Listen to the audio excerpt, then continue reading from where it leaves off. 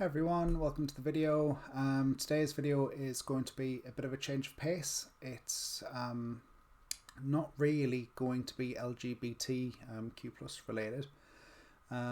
This video is more to do with a recent event that took place in my life, and it was a pretty big event, I suppose. But yeah, it was a medical emergency, and I want to put this story out there because I want people to understand what happened. I want to give them more of an update as to where I am at the moment with it all, and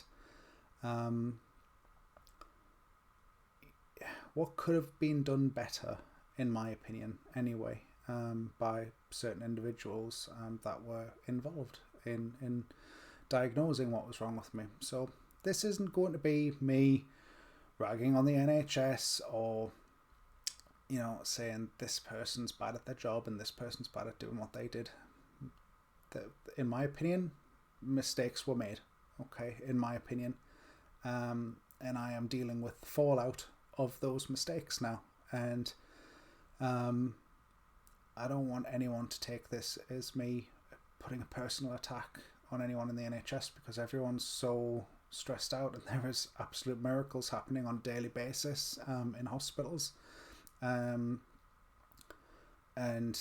you know, it's easy for things to get missed sometimes when people are rushing. But anyway, let's get into it. So what happened around about a week before Christmas, I was sat watching Monday Night Raw for my sins. I'm still a big wrestling fan, and I was on the settee. I had the laptop next to me. I was watching the TV. I was talking on Twitter at the same time as well, watching the wrestling, and kind of like lay down with my head going one way, which I'm not going to do too long, having a bit, and my body going another way, and I started to notice that my vision was going a little bit odd, and I thought, maybe I'm just tired, you know. So anyway, I didn't think anything of it. So a couple of days went past, and I was sat again in the same position, watching, I think it was something on the Wednesday night, so it would have been NXT or AEW. I can't remember which one it was I was watching now, because I chop and change between the two. And I got tired, and I thought, you know what, I'm tired. There's not much going on Twitter. I'm going to close the laptop down and go to bed. And I put my arm out to close the lid, and I realised after about half a second of confusion, I guess, that I thought I'd moved my arm to turn the laptop off, but I hadn't actually moved my arm. It was still by my side. And it kind of felt like I was a passenger in my own body for a moment. It was really, really strange. I didn't feel like I could move anything, and I was just really confused. All the while completely oblivious to what was actually going on. And I thought, oh, maybe I should shout of Cat. And I was so out of it, I wasn't sure if I'd actually shouted of Cat or not. So I kind of crawled to the stairs and shouted of Cat, and definitely made sure I woke her up. And I said, Cat, I'm having a funny turn. I needed to come downstairs. Now, I've long suffered with migraines, so Cat probably just assumed it was something to do with my migraines. And so I'm just going to try and quickly... Sorry, camera might have went a bit doolally there, but it's on auto and it keeps flicking and it's doing my head in. So anyway, Cat came down, and I convinced her that I didn't need to go to hospital or anything, and she said, look, I insist that we at least call 111, which is kind of like our out of hours NHS service for when it's not exactly a medical emergency, you know. And at the time we didn't think it was, so we called 111. We got told that our GP surgery was going to be opening soon, so call them up, make an appointment and speak to the GP. They didn't think it was worth going to the hospital for. So spoke to the GP. She was great, and she did a load of neurological tests, which I've been through before. You know, when you're a migraine sufferer, you often, sometimes do think, am I about to have a stroke? Am I about to have an aneurysm? And that's just part and parcel of having migraines, and you don't really get much in the way of great investigatory work or anything done. It's just try this medication. If that stuff didn't work, try another medication. And anyway, the doctor was lovely, and she said, look, not entirely satisfied with what's been said, with what I've found, should I say, sorry, and I'd like you to get checked out by the hospital. So go to the hospital, go to their bed service, I think it was called, and see how that goes. So I went along, and I was sat in the waiting room, and I got really bored, and I cracked my neck, and my vision went weird again, and I thought, ooh, that's weird. Everything's gone dark again. But I was so nervous about asking someone for help. I just kind of just sat there thinking, ooh, look at that. My vision's all but disappeared in my left eye. So anyway, I eventually got seen by a junior doctor. She did a lot of neurological tests. Touch your nose, look over here, look over there, blah, blah, blah. And she said, look, I'm fairly sure because you're transgender, right? I was like, yeah, I'm trans. Clearly says it there. It's like, yeah, are you taking hormones? I said, yeah, taking hormones. So I've been on hormones for about a year now. I said, oh, right, okay. But you suffer from migraines, don't you? Yeah, I suffer from migraines, all right. So I suffered from migraines well before I was taking, medication for transition purposes. And she said, okay, I'm going to have a word with the consultant and see if we need to do a scan or not, because I'm satisfied that the tests that you've had, don't really warrant needing a scan done. And at that point I thought, oh, good, I must have just been having a funny turn or something, God knows what it was. And she came careening over after about 5-10 minutes, and she said, yeah, good news, we don't need to do a scan. The consultant seems to think that the estradiol that you're taking, the estrogen, is having an effect on your migraines, and what the visual disturbances are just an aura. So yeah, don't worry, you've got an aura migraine, and it'll be fine. There's no need to do a scan. I said, are you sure? Because I had a funny turn in the waiting room, and funnily enough, when I went in to have my bloods taken, because they said they wanted to do blood tests before they'd let me go, the nurse that took my bloods was LGBT, young lad from Birmingham, and he was interested obviously with me being trans and wanting to talk to me, and have you gone to this place, and Manchester's like this, and there's a scene in Birmingham and whatnot. And I think he was just glad to have a break from his everyday. So how's your day going? I bet you must be really worried. And yeah, and I told him what was going on, and you know what that lad said to me? He said, oh no, that ain't right. So if that were happening to me, I'd be screaming from the rooftops for them to do that scan. He says, that's definitely not right. Red flag number 1. When the nurse who's around sick people all day long says, that's not right, I would be screaming from the rooftops, take Z nurse's advice. All right, that was red flag number 1. So anyway, went back home, thought, yeah, okay, I'm fine, I'm cool, I'm gonna live, there's nothing life threatening. Did some last minute Christmas shopping for Kat. Had a good day around the house, had a clean, had a tidy, blah blah blah, sat down, thought have a bit of a game on the PlayStation, and Kat shouted me up and says, do you fancy going in the bath? I said, yeah, cool, sounds like a good idea, get clean for Santa Claus coming. Got in the bath and thought, you know what, I'm gonna stretch my neck a little bit, and I wonder if maybe I've got a trapped nerve or something in my neck, and maybe that's mucking with my vision when I'm having these little episodes. Red flag number 2. When you have a large pain in your neck, and you're not entirely sure what it is, don't watch YouTube videos and learn how to crack it or how to stretch the bugger. Go see a GP. All right, it'll become apparent in about a minute. So got in the bath and did a stretch where I put my hands behind my head and I pulled my head forward to stretch the top of the spine. And luckily Kat was in the room, and the next thing I knew, My vision completely went. I went numb on the left side of my body. I tried to say, I don't feel good, get an ambulance, words to those effect, and it came out slurred. My lips were numb. My face, all down this side, was numb. My vision started slowly but surely coming back. The numbness stayed. My throat felt like I'd gone from being absolutely fine, like I feel now, to instantly feeling like there was a golf ball stuck down the back of my throat. And I knew I was not in a good way. And I knew something had gone quite horribly wrong at that point. And I was convinced I was going to die. And the first thing that went through my mind was, I've got to tell Kat Laura. Got to make sure Kat knows. And sorry, could edit that, but I'm not going to. Then I thought I've got to make sure my mum knows how much I love her. I've got to make sure my brother,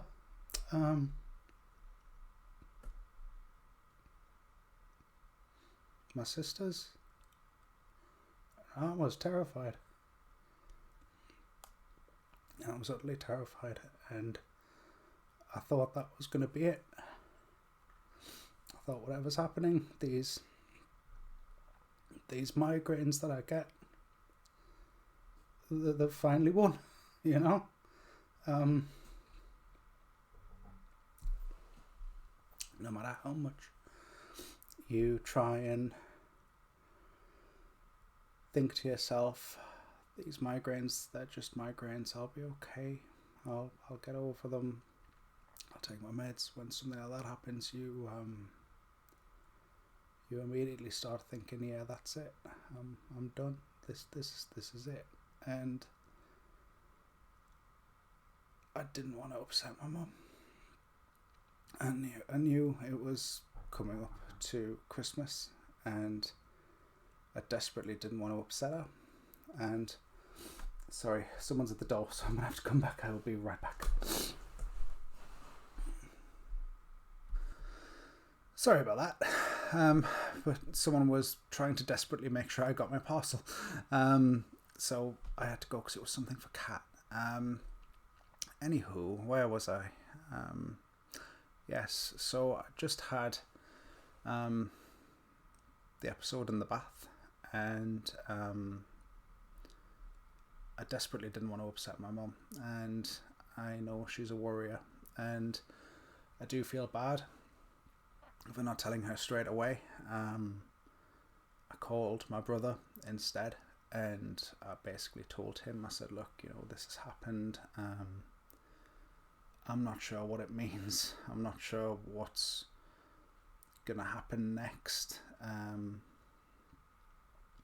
Make sure Kat's okay, make sure she's looked after, and above all else, make sure my mum's okay. And if I don't come back, make sure everyone knows how much I love them. And that I wish I could have had more time with them. And I was really, really scared.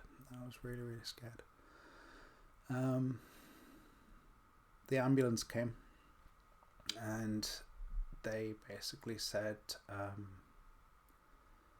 thought it might have been anxiety, and that it was Christmas, and because of that, getting to the hospitals was going to be awkward, and having a scan largely comes down to money, and because of my age, the cold hard facts were they didn't think that they would spend the money on giving me a scan on my brain to see if anything had gone on. At this point, my vision had come back. I was shaking like a leaf, and I could talk, but it was laboured because my throat just felt so swollen, and like I say, it just felt like there was a golf ball in the back of my throat. Anyway, the paramedics then went on to say, it's anxiety, you just need to chill out. Just chill out. Anxiety can make your throat all swell up, and this is true. I did check it out. That can happen. This is true. In a jokey way, they said, if you've got alcohol, get good and smashed. Have yourself a good drink, relax. It's Christmas. Enjoy it. Be happy. Talk to your guinea pigs. Take your mind off it. It'll be fine. It's no problem. You'll be okay. So they left. So I was there with Kat, and I said to Kat, look, it's 1:30, 2:45 in the morning. Can't we go for a walk? It's like, I'm so full of beans, I just want to walk it off. So we went for this walk, and I got back, and I was like, I just knew something was wrong. I knew something was wrong in my own head. I thought, nah, this isn't going away. I thought, whatever this is, I'm definitely still feeling the effects of it. I don't feel myself at all. It felt like I was swimming in my own brain. And I said to Kat, look, we're going to have to call the paramedics back out. It's like, my heart is literally 10 to the dozen. And she said, yeah, okay, I agree. Let's get the paramedics back out. So we got the paramedics back out. And this paramedic came, and I was upstairs, and I was under a blanket because I was so cold. I was shivering, and I think it was because I was in shock. And I just heard the ambulance woman, the paramedic, say, well, if she wants to go to hospital, she's going to have to get herself downstairs. She can't stay upstairs. You're going to have to come downstairs. I thought, well, this is true, but what happens if I broke my leg? I'm presuming you would have come up and tried to have gotten me then, or spoken to me upstairs then, but that's by the by. And I told her what had happened. I told her that, I was still feeling funny. I still felt like my vision was going in and out, which is true. It was feeling like that. And her colleague said, you know what, yeah, I think we'll get you taken to hospital. This doesn't sound overly brilliant to us, so we'd rather get you checked out. So they said, come on then, grab yourself some stuff, and we'll get you out there to the hospital, get you strapped to the bed, get you warm, get you comfortable, and get you over there. So they took me over. The guy paramedic wheeled me into the emergency room, and this young doctor looked at me and went, what's she doing in here? The paramedics, well, it's possible stroke. This is where we thought it would be best to bring her. And she went, no, put her in the waiting room. So we don't, she's not in any kind of medical emergency. There's no danger here. Just get her in the waiting room. There's other people waiting. And he kind of nodded his head. And I said, look, I'll just walk. You don't have to wheel me. I'll just walk. I've just been for a walk. Waited in the waiting room for about 3.5, 4 hours. Then they did a COVID test on me and some blood tests. And I said, what's the COVID test for? And they said, well, we need to decide which part of the hospital that you're going to, because if you test positive for COVID, there's one ward we take you to, and if you're negative, then we take you to another ward. And that's okay. Makes perfect sense. So then about half an hour later, so I've been there for about 4 hours at this point, someone came and said, okay, we're taking you to the ward now. And I still didn't know what ward. And he had a wheelchair, so popped me in the wheelchair and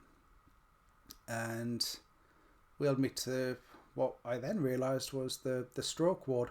And I still didn't know if I tested positive for COVID or not, so I didn't know whether I was sat there with COVID patients or non-COVID patients, and that immediately made me worry about my wife, because I thought, well, shit, if I've got it, then chances are so does she. And eventually I just had to ask someone, did I test positive for COVID or not? And she said, I'm pretty sure this isn't the ward that's got COVID on. I thought, pretty sure, if I works here, I'd want to know for blooming certain. But I guess they've got multiple important things to be worrying about, I suppose. So anyway, then it started, I didn't really want to get settled in. I just thought, I'm on the stroke ward. I thought I'd just being careful. I've not had a stroke. I'll be all right. It's just episode, there'll still be a pinched nerve or something, no doubt. And they said, okay, we're going to take you for a CT scan. So I had the CT scan, the CAT scan, should I say, and came back inconclusive. So they said, okay, we're going to do an MRI. And I thought, wow, this is brilliant. You know, I've never had an MRI before. I've had migraines for years and you've never gave me an MRI. Went, had an MRI, was in the machine for about 20 odd minutes while it whirled away. And then the consultant came over and saw me and says, would you like to see a picture of your brain? And I said, yeah, that sounds wonderful. I'd quite like that. And we started looking, and I didn't really know what I was looking at, to be totally honest. You never do. It just looks like bulbs of light, I guess, in a brain shape, if it was flat and cut in half. And he looked at me and went, you have been told that you've had multiple strokes, right? I went, what? He says, yes, you've had multiple strokes. I said, no, nobody's told me this. It's like, I've just been sat there twiddling my thumbs. And like, he's like, oh, okay, so I'm sorry, so I wouldn't have, he says, I wouldn't have been chatting so casually about it if I had have realised that you hadn't been told. I'm like, oh, bloody hell. Instantly back into shock. And he said, come on, sit down on the bed and we'll have a chat. And I said, look, you know, the first thing I asked was, what's the prognosis? You know, am I going to die?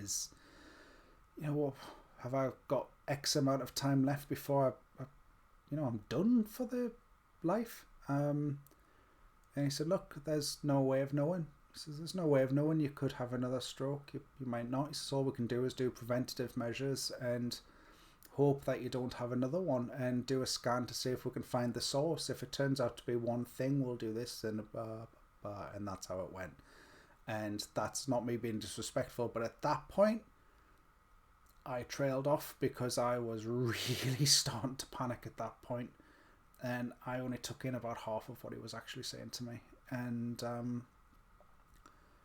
there was a lovely nurse. There was such a lovely nurse there, middle-aged woman who doted on our grandson, and she kept cheering me up the time that I was in there. This was Christmas Day, and eventually I just broke down, and I was in absolute floods of tears because I'd been away and I'd found out that in the time that I'd been having this scan and whatnot done, that my wife had been informed that I'd had these strokes, and it killed me. It wouldn't have changed the fact that I'd had the strokes if I'd have told her, but I didn't want Kat hearing it from someone else without me being there to comfort her, and it worried me that she was going to blame herself, because obviously I'd been caring for Kat for years, and I didn't want her thinking that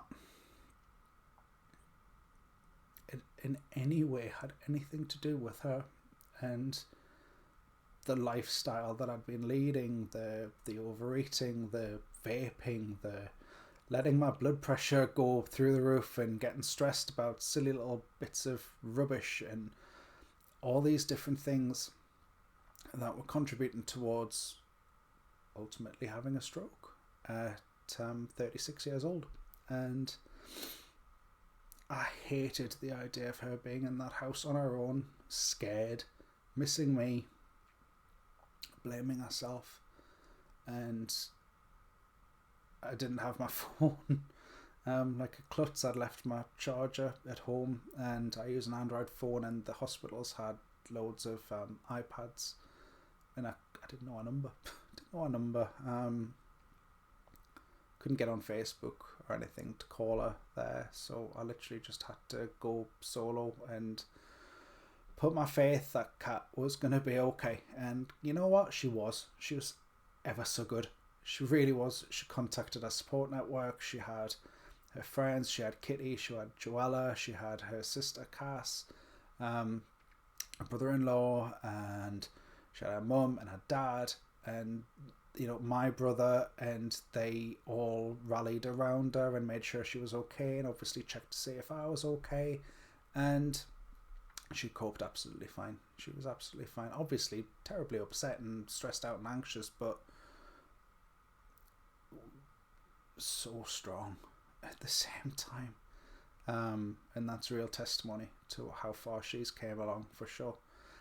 Anyway, so the consultant basically said, look, you have made an excellent recovery.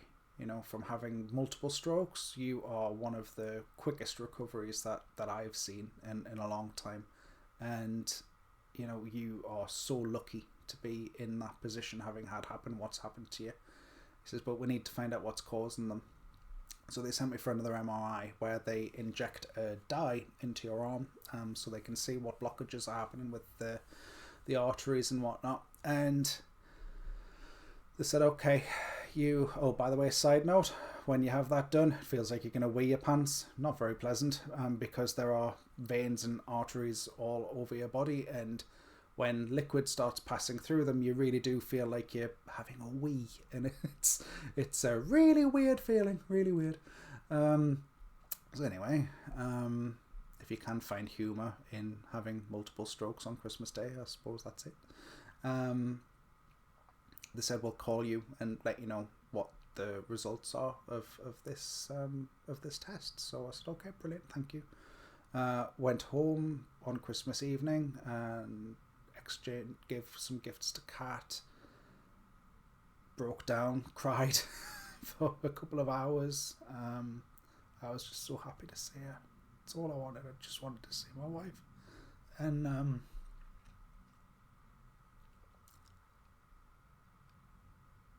I told my mum what had happened. She was really upset. And what do you expect? What do you expect? Part of living away from home, I guess, is that a lot of the time your mind's there to fill in the blanks, and I don't know what she must have been thinking. I think she was cheesed off with me because I hadn't been in touch on Christmas Day, and then she found out why, and she was pretty beside herself, and that was awful. And sorry, it was only about 3 or 4 weeks ago when it happened. It's still quite raw in my head, and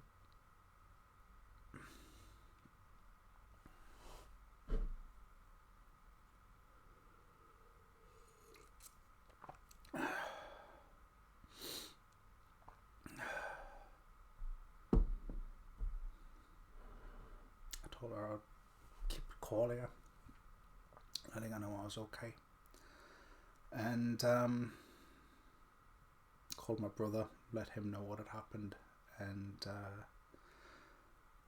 call it a day. The next day came. I didn't get a phone call from the hospital. Thought that's weird. I'll call them, and called them up, and they said, yeah, we think it is something called a vertebral artery dissection, which I've probably mullered the name of that. But that's what they called it. And your vertebral arteries, you have 2 of them, and they go up your spine, through your neck, and into the back of your brain. And I had managed to dissect, in other words, tear or damage my C2 artery, the artery in the C2 position, should I say, and where the lining of the wall had been damaged, the liquid had kind of like pooled around the opening, almost like a flap, and then a bit of it had chipped off and gone up the artery and cut the oxygen off to those sections of my brain, and those sections of my brain cells died.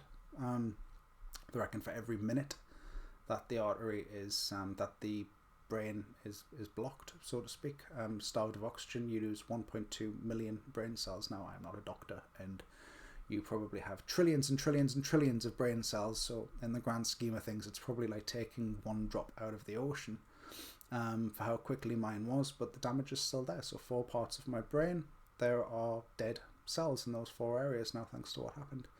And it could have been a heck of a lot worse, and it still could be a heck of a lot worse. I'm still not out of the woods yet. I'm still having to take blood thinners and anti-platelets and cholesterol tablets and all sorts, and that's why it's imperative that I lose weight and I quit vaping, which I have done now, so no vaping at all, and I've been leading a much healthier lifestyle. I'd been dieting even before the stroke, and I'm 2 stone lighter now than what I was, so yay me. Anyway, then I spoke to my doctor, and she was concerned, to say the least, about what had happened, and said that she thought there needed to be more tests done and more looking into why this has happened. And obviously that put an effect on me taking my estrogen and my testosterone blocker, because a lot of people might not realize this, but when you take estrogen, it does increase your risk of blood clots in DVT, deep vein thrombosis. And naturally I had to be sensible and think, okay, I am going to cease taking that until I speak to the GIC, which I did, and they said, yeah, okay, until we know for definite what's going on, I would too. And left it at that. So at that point I was off my meds for transitioning, and I was taking a plethora of different meds instead.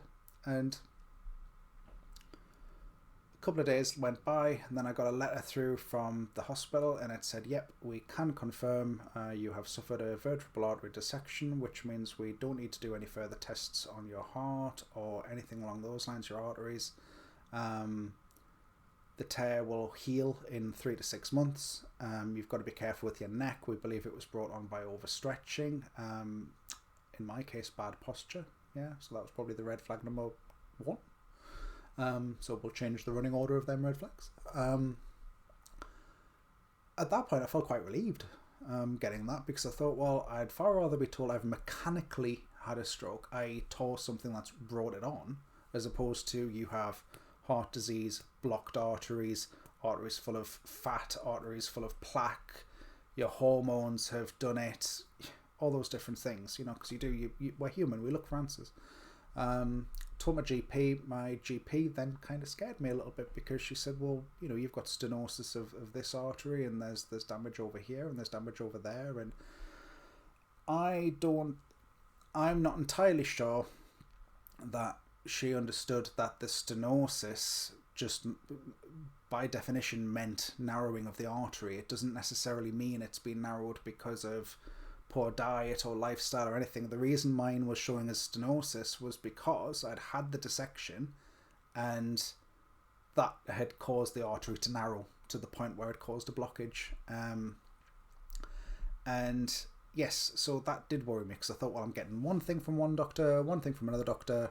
Am I going to die? Am I not? You know, I need to be able to weigh this up. And yeah, I can see how health anxiety is born now, because the anxiety that I've suffered since going through that has been far worse than actually going through it. You know, worrying about your own mortality at 36 is not a good scene. It's not fun, and it really does make you reevaluate things. And I think one thing for me that really did do it, and I thought, I am definitely going to try and do some volunteering work or raise some money somehow, either through my Twitter or my YouTube channel, or both, through Facebook and everything as well, is one, the nurses don't get anywhere near the amount of credit as what a clap on the doorstep gives them. It really doesn't.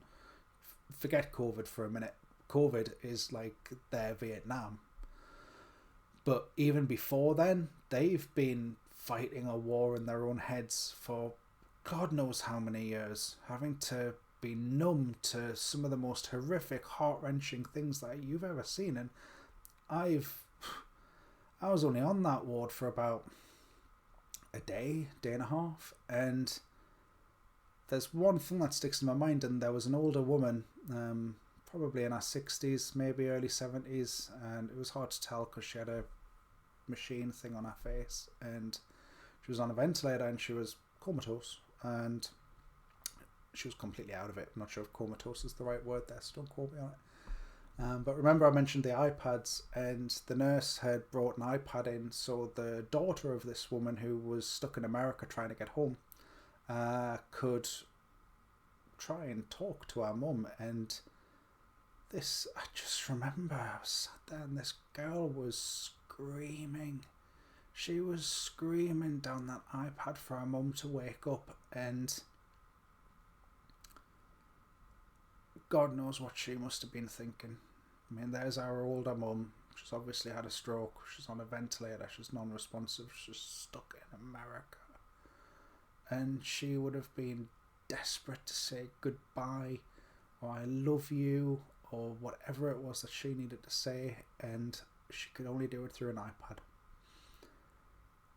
And the nurse had to sit there and hold that iPad, and I was crying. I had to leave because I thought, I don't want the girl on the other end of that iPad to hear me being an idiot crying, and I don't even know them. But it was just, I could just imagine it being my mum, or my dad, or my mother-in-law, or my father-in-law, or anyone that I love and hold dear. And I just thought that must take some guts to be able to sit there and be able to do that. I mean, people call you brave when you're trans, but compared to that, I couldn't do it. I couldn't put myself through it. I couldn't numb myself like that. I feel a lot better. The anxiety is still there. It's still there, but it's getting better. I'm going to get some talking therapy. I've got some peer support coming from the Stroke Association. They've been great as well. If anyone, like I say, I don't want anyone to be triggered thinking that any pain in their neck or headache could possibly be a stroke. It was ridiculously long odds what happened to me. Ridiculously long odds. And that's why in some shape or form I do actually forgive the mistakes that happened. I do, to some shape and form. But what I can't forgive is the sheer lack of enthusiasm to find out. Because I've always said this, we are individuals. People need to be treated on an individual basis. Statistics are brilliant, but there is a famous phrase about statistics, isn't there? You know, statistics are only as good as the next one that comes along. And yes, someone's going to say that's not the right quote, but you all know what I mean. And I just wish that the hospital could have took more time with me when I was sat in that waiting room the first time round. And that young doctor that young nurse, should I say, from Birmingham, he was the only one. He was the only one, and possibly my GP, that actually gave us stuff and actually thought, you know what, I would be fighting. I would be saying, no, we need to get this tested. We need to get that tested. And I don't know if I'll get to see that young nurse again from Birmingham, I believe he was from. But thank you so much, because you actually tried. You actually tried, and you actually talked to me like a human being. And was that because we had the connection with us both being LGBT? Probably, maybe, I don't know. But thank you so much for actually trying. Thank you to the nurses that actually looked after me and made sure I kept sane, and talked to my wife and counselled her when I was trying to, you know, when I finally collapsed and did have some sleep. Thank you so much for making sure she was okay. And hopefully I can put that behind me now. Thank you much for listening. And if anyone has any questions about what's happened, or if they need reassurance themselves, give me a shout. Okay. Let me know how you found the video is large as well. You know, drop me a comment, give me a like if you liked it. Feedback is always appreciated. I appreciate the feedback more than I do anything else, to be totally honest. But by all means, subscribe to the channel as well. Starting to gain subscribers now. We're up to 32, I think, give or take, which is hardly mega bucks. It's hardly like quit your job kind of time if you have a job to quit. But we're getting there. So yeah, feel free to subscribe. I'm sorry this one's not had more of a laugh and more of a theme to it like it normally does, but it does me good talking about it. And these videos are as much about they're almost like a therapy session for me as well. So yeah, that's why I like doing them. As much as I know I'm talking to an audience, a lot of the time it's just nice being able to say stuff out loud and recap and go over what's happened. So yeah, give that a go yourselves. Sometimes, you know, that's it can be really, really therapeutic. Just shout it out there, record it yourself. You know, you'll be amazed how much better you'll feel by the end of it. Okay, thank you very much. Okay, all the best. Thank you. Bye.